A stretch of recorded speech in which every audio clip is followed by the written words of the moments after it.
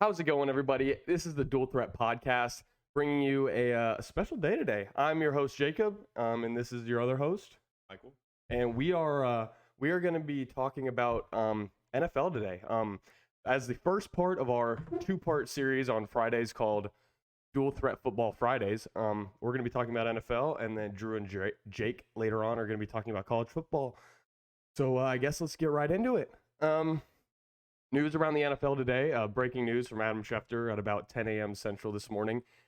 Two more players tested positive for COVID. Really not ideal. Broncos O lineman, Vikings linebacker. Any big implications you think in those games? I mean, not really, because they both got cleared to practice, not the player, obviously.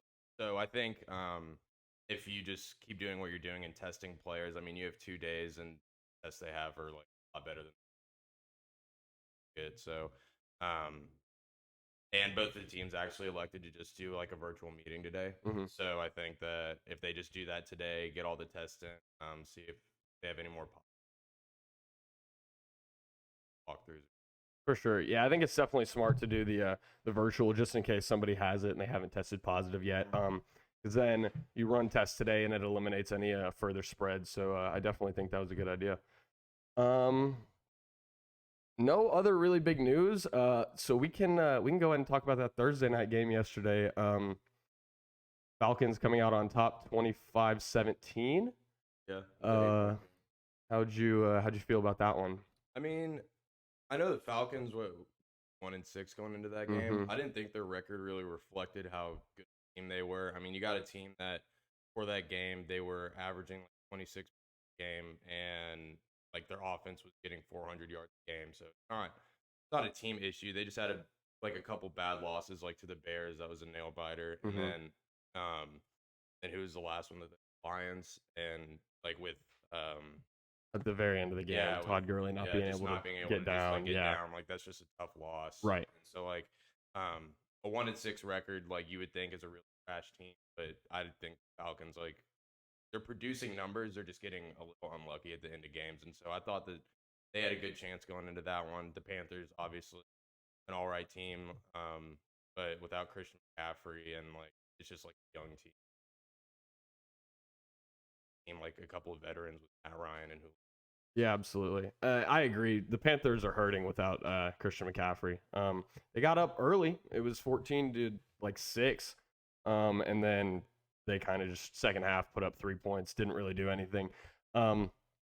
Yeah, he practiced Thursday this week, so they're hoping to get him back next week because it's showing that they need him. Comes back too. Yeah, fantasy implications as well. I think we both have them in different leagues. So, and then also, Calvin Ridley went down yesterday. Yeah, severe's the injury. I don't know. When he went down, he caught a pass or it was incomplete to him or something, and he just immediately held his foot and then went out for the game. I don't know if he got like his foot stepped on or I really haven't heard anything about it. But yeah, that would definitely be a big loss for the Falcons because he has been phenomenal this year. Yeah, he's been really good. Deep threat guy. Absolutely, yeah. So. But yeah, that's pretty much all the news. Falcons are 2-6 now. Panthers are 3-5, and we will go on and talk about our previews for this Sunday. So we can kind of just go game by game and talk about each team, talk about who we think's going to win. First up is a noon. We're in Central Time. A noon game on an NFC or an AFC East showdown between the Patriots and the Bills. Bills are home and favored by 4 points. What do you think about this game? I mean, in practice yesterday, Stephon Gilmore tweaked his knee.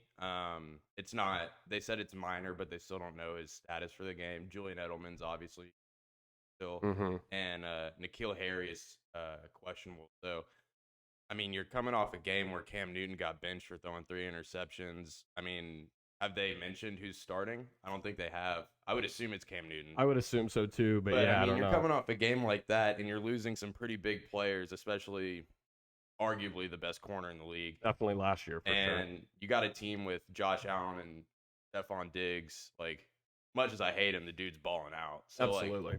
Like, you're losing a corner that probably is like the best chance of covering him on that team. Absolutely. And you got a Bills team that's 5-2 and a Patriots team that's 2-4 coming off a tough game last week. I think the Bills got this one.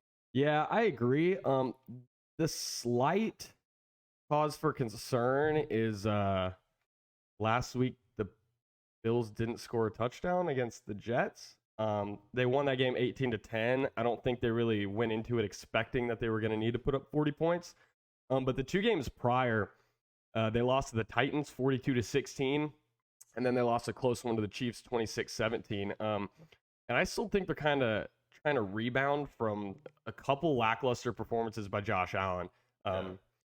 But yeah, I agree. I think at home, a Patriots team that's riddled with injuries, and also Cam Newton just having a awful week last week. Yeah, I think the Bills take this one. I think Josh Allen has kind of a bounce back game, and I think they handle the Patriots pretty easily this week. Okay, next up on the agenda, Titans Bengals. Titans favored by 6. What do you think about Joe Burrow in the Bengals here? I think they're gonna get whooped. I love Joe Burrow, but Joe Mixon's questionable, or he just got downgraded to doubtful. So it looks like Giovanni Bernard's gonna get the start again this week. Yeah.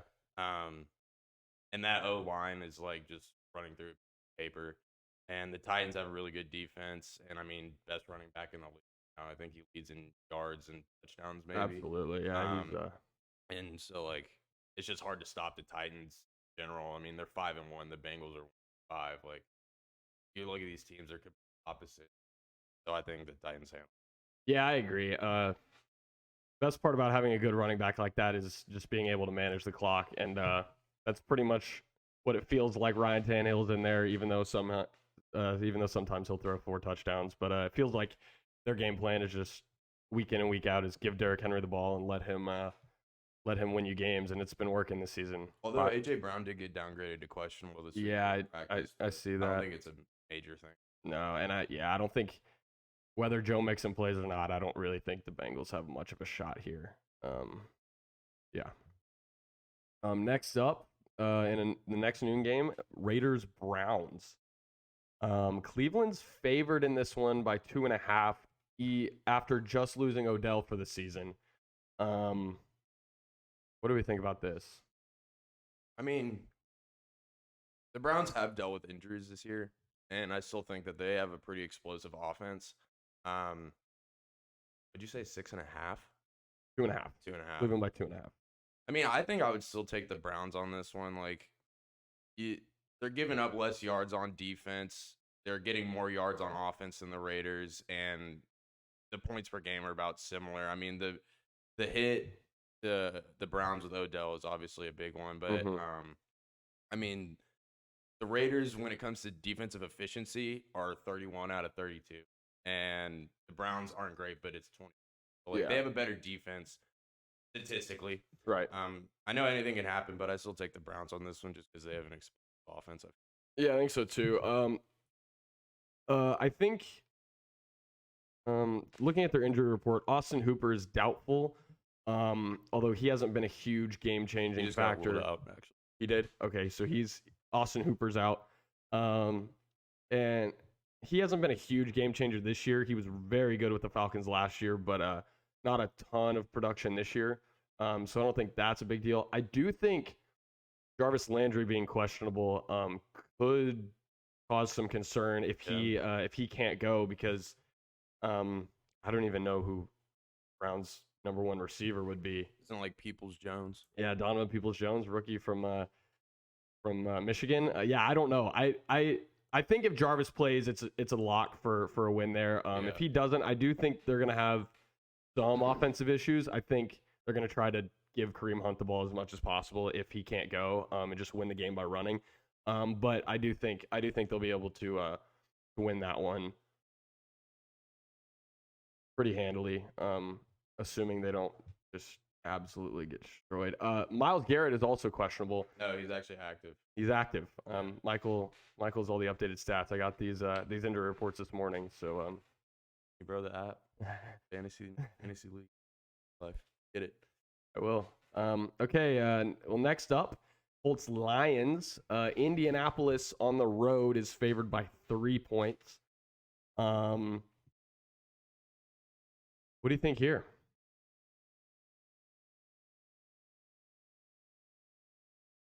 Honestly, I'll probably have to. That's a tough one, actually.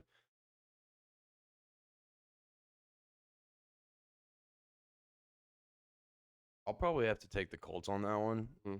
I mean, their defense has been killing it. They're only allowing like 80 rushing yards a game and close to 190 passing yards a game. And the Lions defense is allowing 380 yards a game. That's almost 100 more than the Colts. The Colts have a 4th-ranked defense, and they're putting up the same points per game on offense with near the same rushing yards. So it's like you look at their offenses, like statistics, they're kind of similar, but I feel like the Colts defense is going to be able to like make the push above the Lions.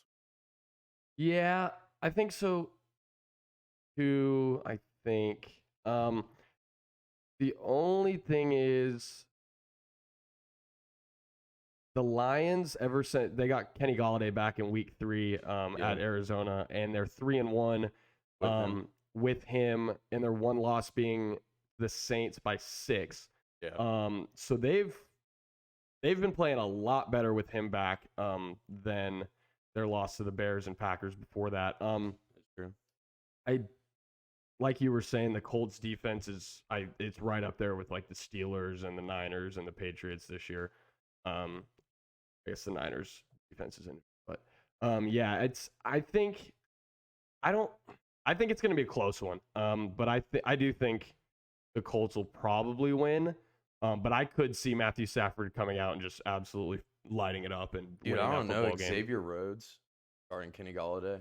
Yeah, I know he's a little bit older, but like he's still one of the best corners, I feel like. Yeah, I don't know. We'll see because I don't know. I think that'll be a good game. I think for sure. I mean, I agree. I think it's going to be a close game. What I don't think is going to be a close game is the next noon game that we have. Packers Vikings. Vikings are coming to Lambeau, 1-5 against the 5-1 Packers, who are pretty much totally healthy. Is there any news on Aaron Jones you have? No updates. Okay, so is he still projected to go this week, or what do we think? Because he didn't play last week, and I'm not entirely sure if he's going this week. But in any sense, I don't think it matters. I think Jamal Williams is going to be able to do everything they need to do, and Aaron Rodgers will win that game for him. I can't see this game being super close. I can't either. And Aaron Jones, he was actually sidelined at practice last known. Okay. I got at least. Well, if he goes, I think it's a no-brainer, and if he doesn't go, I think it's still pretty close to a no-brainer. Yeah, their offense has been explosive, even with Monte Adams being out for a good chunk of the season, or hurt during the game, and he's back to full health now, and we saw it last week with his crazy stat line. Yeah, putting up like 45 fantasy points for me, coming in clutch in that department to beat you by like 0.8. So, yeah, I think Packers minus 6.5. Kirk, bro. I think Packers minus 6.5 is. You see, they were trying to release trades for Will Fuller. Yeah, that would nasty. Be interesting. That would be nasty. Yeah, that would be Aaron Rodgers' first round receiver. Yeah. Well. He's thrown a touchdown to Mercedes Lewis, but Mercedes Lewis is the only first rounder, and he's a tight end. Absolute menace on the field. Right, he's a tight end and he's 40. Yeah, he's the only first rounder he's ever thrown a touchdown to, which is pretty nuts.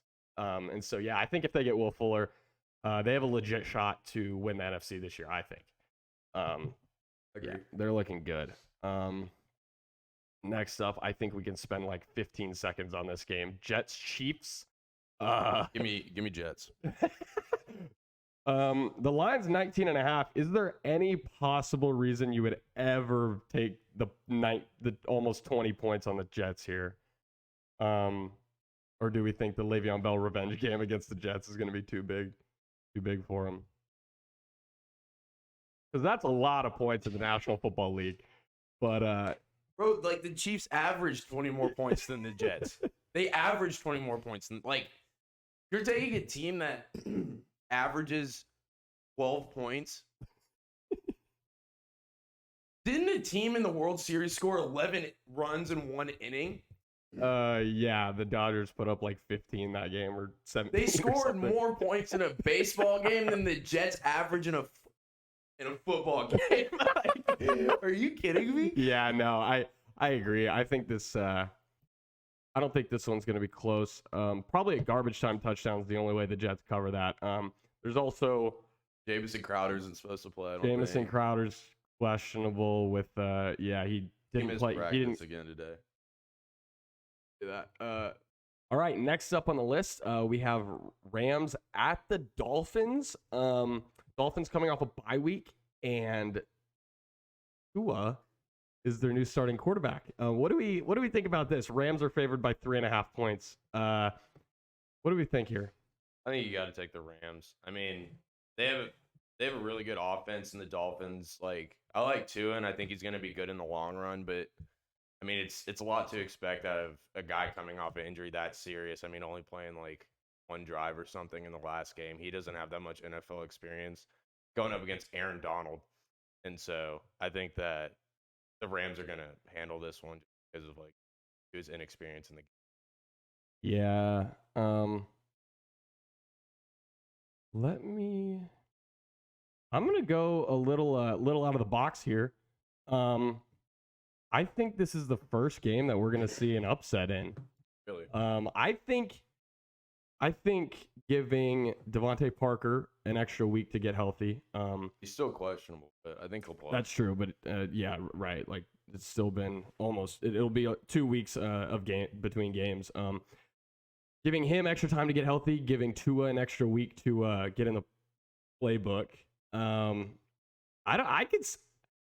don't know if it's super likely, but I could see the Dolphins come out here and win this game. I also think Myles Gaskin is a really good second-year running back, and I think if they can get a lead early, I don't know if I believe in Jared Goff to come back in this game here. But I could see it being close. But I'm going to take the Dolphins here just to spice things up a little bit. I'm going to take the Rams. I can't take a rookie quarterback. Show the receipts. This next game I think is the game of the week. One of the few games of the week.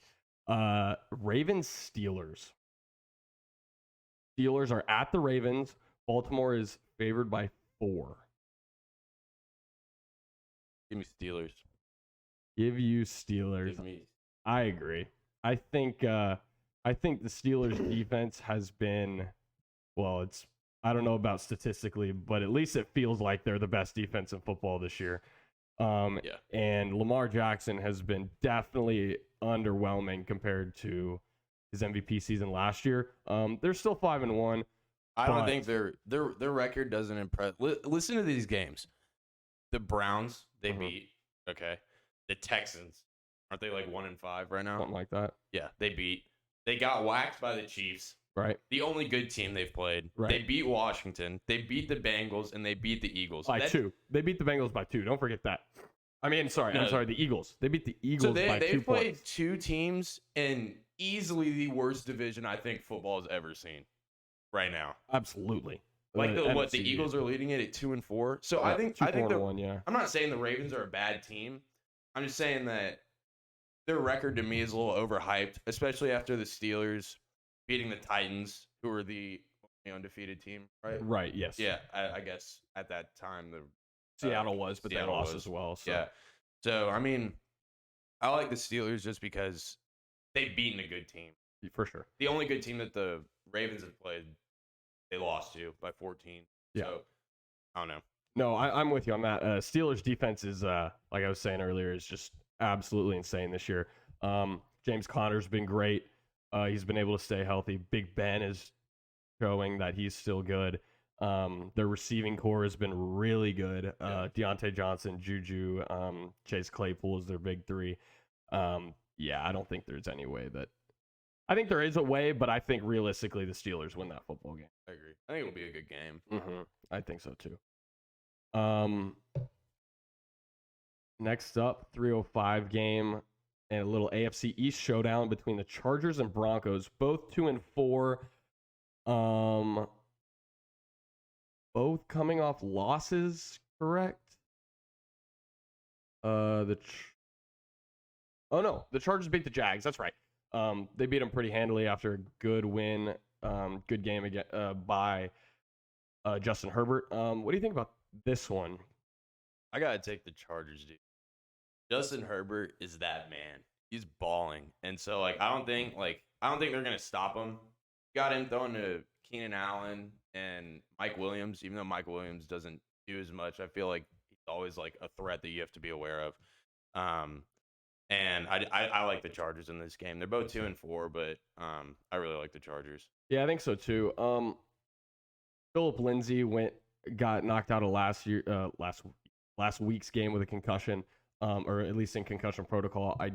This says he's questionable to play. I think if he doesn't play, they're gonna miss him a lot. I don't know if Fumbleitis Melvin Gordon will be able to hold down the fort because Philip Lindsay in those two games back, especially the one where Melvin had his DUI incident and didn't get to play, Lindsay averaged like 10 yards a carry.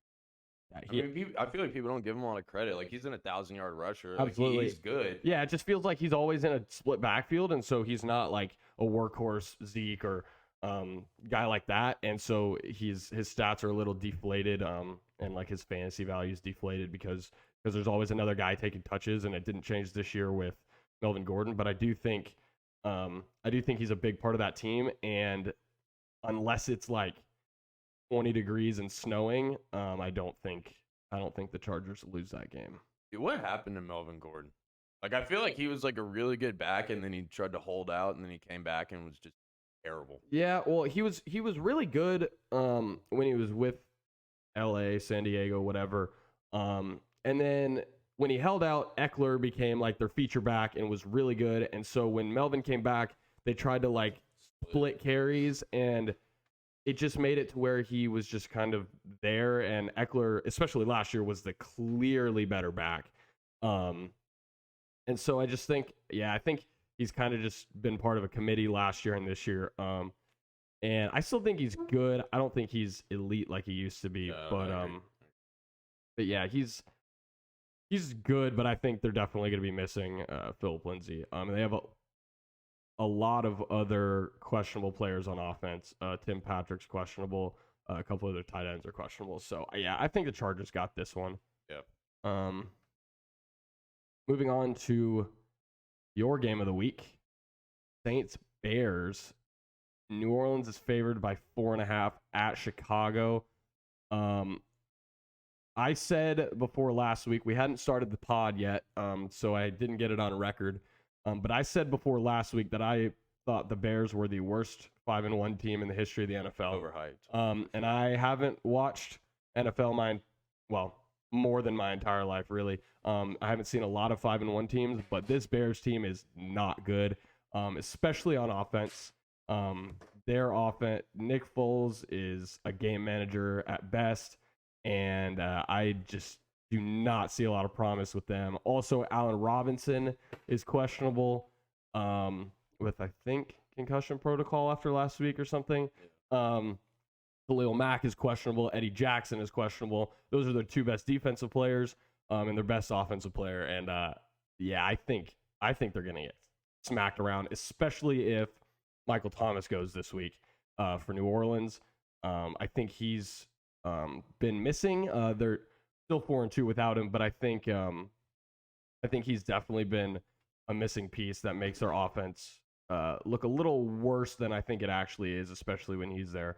Yeah, but I think Saints big in this one. I mean, you still got the Saints averaging 30 points per game without their best receiver. And, like, obviously I'm biased, but, like, Drew Brees has always been a guy, like, it doesn't matter who he's throwing to. Like, he'll give everyone the ball. But I think you get Michael Thomas in there, then the defense has to switch up their coverages. Now they're probably playing a little more man-on-man, like, not too worried about it. But, like, when Michael Thomas gets in there, you're going to have to switch up the coverages and still worry about Alvin Kamara coming out of the backfield and either running the ball or catching the ball. But the only thing that worries me is if it's snowing, Drew Brees is not good in the snow. Mm-hmm. He's not really good at any cold weather ever. And it's really frustrating to watch, especially like going deeper into the season because he never really does well in away games, especially like against like the Packers, like teams like that where it's like constantly snowing. And so I don't know if it's going to be snowing, but if it is, I feel like that'll have a pretty big impact on the game. But I think I'll still take the Saints. Like their offense. Yeah, Chicago. The weather tomorrow, the high is 55, so I would assume more of the same unless they get a crazy cold front Saturday night. The high is 55, and it's a 3:00 game, so it's going to be pretty much right in the middle of that high. And so I think, yeah, I don't think Drew Brees will have many issues against Bears. Yeah, I can't see that being a problem for them. Also, Jared Cook has been emerging as a top 10 tight end this year. He's been really good. Traquan Smith has filled in Michael Thomas's absence pretty well. And I think the Saints are pretty lethal on offense, especially if he plays. I don't think it'll be a close one. Hopefully not. The next game is interesting. San Francisco at Seattle. Seattle's favored by 3 coming off a crazy overtime loss. The Niners are 4-3 with Jimmy Garoppolo missing like 2.5 weeks. I mean, he got benched that 1 week, so I don't know what that was about. He played terrible and got benched, but the last 2 weeks, win versus the Rams and a win at New England. Cam Newton didn't look great, but the Niners defense is still good. But is it good enough to stop Russell Wilson? I say no. I don't think so. Not Joey. Nick Bosa's out, torn ACL out for the season. So I can't imagine there's going to be a whole lot of pressure on Russell Wilson. And even if there is, I think he's the best in the business at avoiding pressure. And so I think DK Metcalf, Tyler Lockett, they're going to have a big game. The only new weak spot, because their defense has been bad all season, but the only new weak spot for Seattle this week is Chris Carson and Carlos Hyde are both not expected, and Travis Homer, I think their top 3 running backs are all not expected to play. They might have like a rookie go or something like that. Yeah. But in any case, they're at home. I don't know. I guess Seattle, they probably aren't allowed fans, but yeah, I can't imagine Seattle loses this game.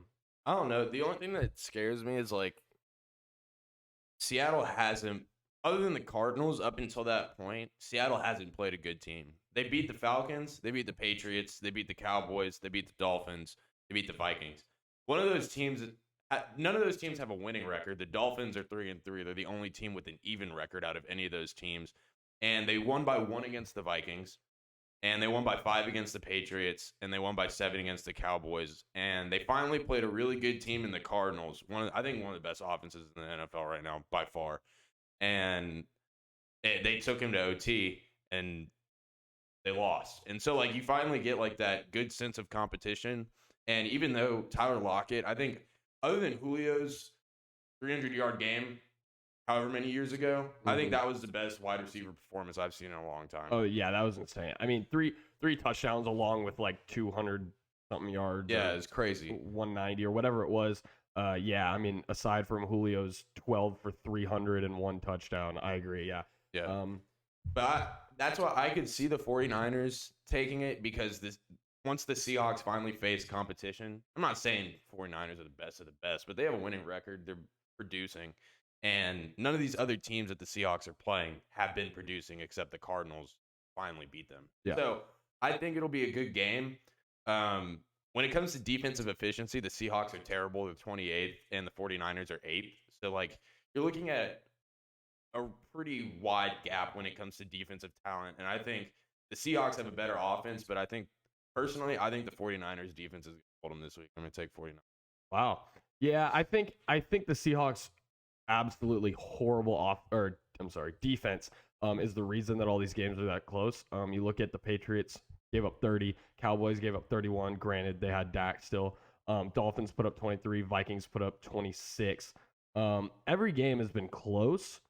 And I can only imagine this is going to be more of the same, and it's going to be a close football game. But I do think Russ is going to do just enough to pull this one off at the end. I mean, you got a team that's averaging just on the verge of 34 points per game. Like, when you're doing that, like, you should win every game.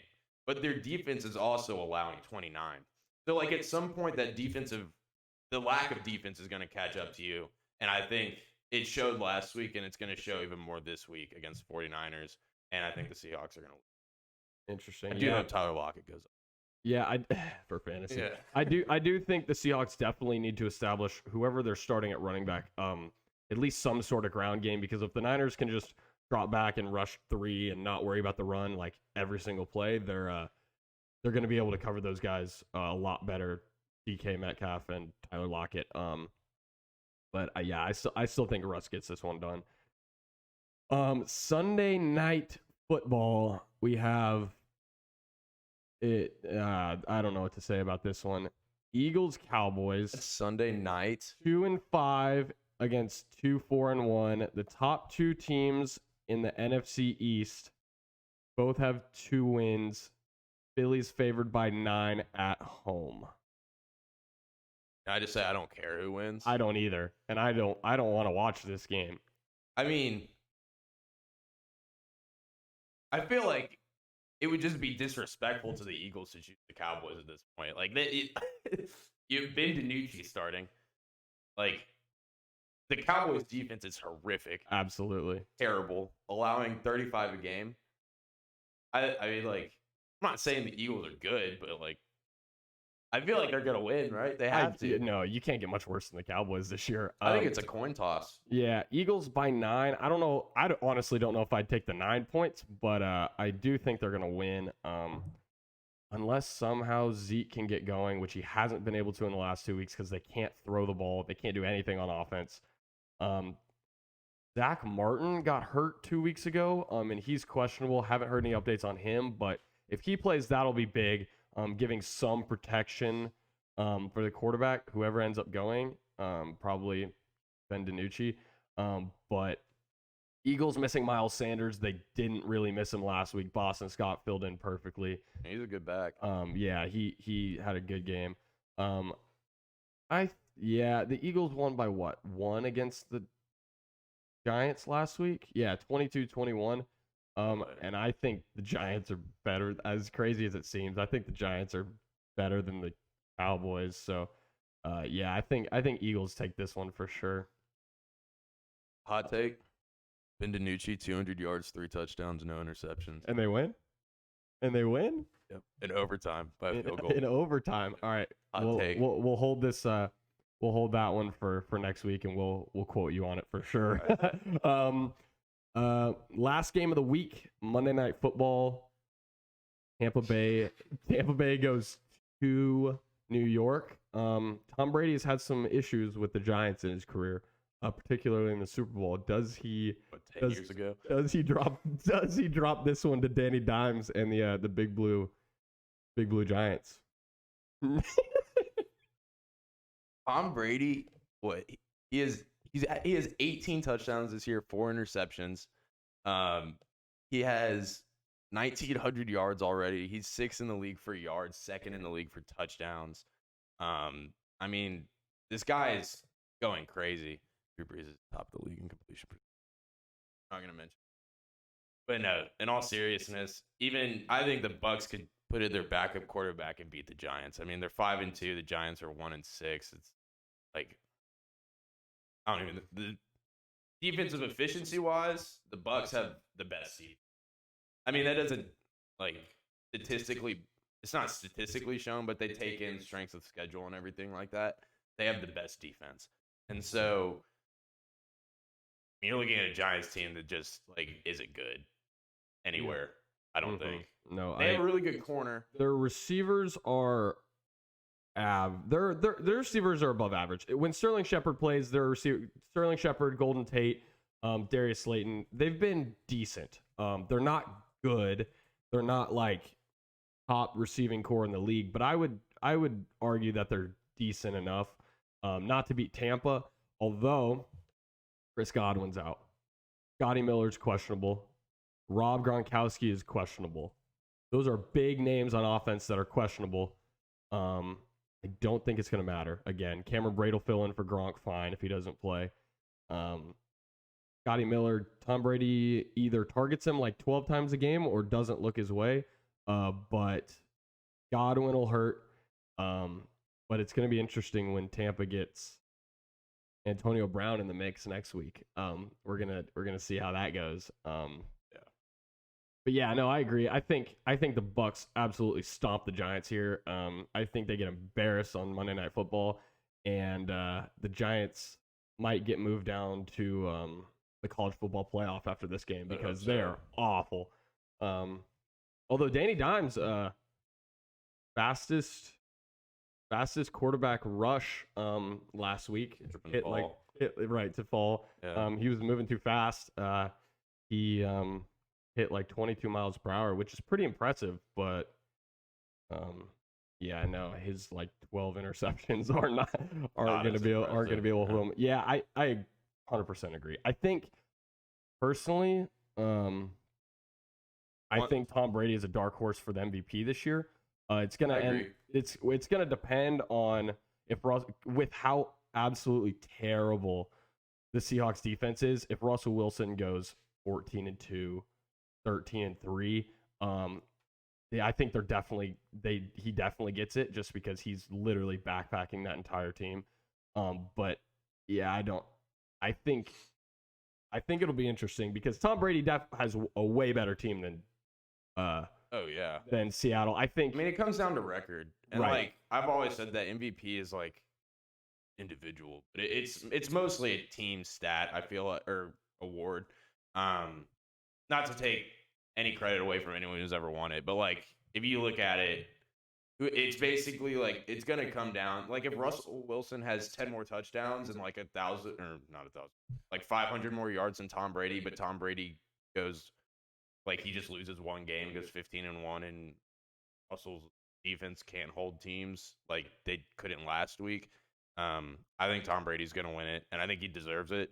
But right now, if Wilson keeps playing the same way he's been playing these first couple weeks. I mean, he's at 22 touchdowns on the year. Like that's insane. I think he deserves it. It's just like it's going to be a toss up at the end of the year. Yeah, I totally agree. I think that MVP race is, at least as of now, is a one-horse race. If their defense starts losing them games and giving up 40 a game, giving up big enough numbers that Russell can't overcome, then maybe we'll change this discussion. But I think right now they're giving up probably 30 a game, and Wilson's putting up 34 a game. Yeah. And so it's just like he's doing everything. He's doing literally everything for that team to win games. And yeah, I think the only mistake I've seen Russell Wilson make all season is in overtime last week when he threw that pick. Yeah. To pretty much lose the game. When the Cardinals went down and kicked that field goal. But other than that, he played an absolutely outstanding game. And that was just a great play by the defense and a really unfortunate play on the offense. But yeah, I agree. I think he's leading it right now. I do think that he could get caught for sure, depending on how the rest of the season shapes out. But I think right now he's the favorite. You want to hear a crazy stat? Crazy. Crazy. Hit me. Russell Wilson's touchdown percentage is 10%. That means like he throws the ball 10 times, one of them touchdown. Like that's kind of crazy. That is crazy. And what average? He probably throws like 30 passes a game. I mean, he's at 219 attempts for the. Yeah, I mean that's pretty nuts. He's out of his mind. Yeah. He also has like 250 rushing yards on top of that. Because he's really fast and small and slippery and can just get out of the pocket. But yeah, I think he definitely is not running away with the MVP, but he's definitely leading right now. You want to hear another crazy stat? What? Cam Newton threw the ball 5 times. One of them is going to be an interception. Statistically. 20% interception rate? Is that like one of the worst of all time? I'm just kidding. Sounds. So if you threw it 20 times, one of them's going to be a pick. But no.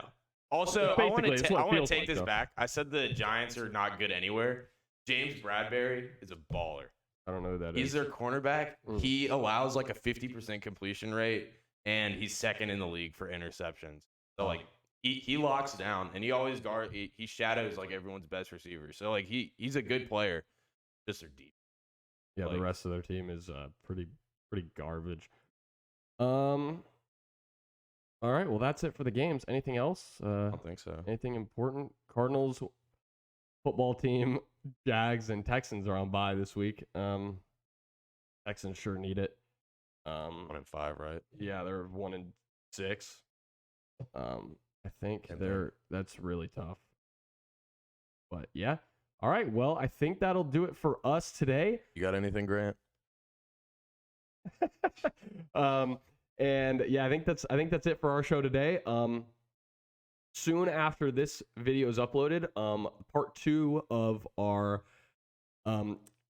Football Friday, our Dual Threat Football Friday, will go live with Jake and Drew talking about all the college football games tomorrow. So make sure you watch that. Make sure you follow us on Twitter at Dual Threat, and make sure you hit the like and subscribe button and comment if you think we missed anything. Comment if you think the Bengals are going to beat the Titans somehow. And other than that, we will see you on Monday, I believe, recapping all these games, and just seeing how the week went. Don't forget Goat Talk Tuesday, baby. Oh, absolutely. Also, Goat Talk Tuesday will be after that. Michael and a very special guest will be arguing who the greatest of all time in basketball is. So you're not going to want to miss that. And so, yeah, just stay tuned, turn those notifications on, and follow us on Twitter for updates every time we post a video. And until then, we will see you later.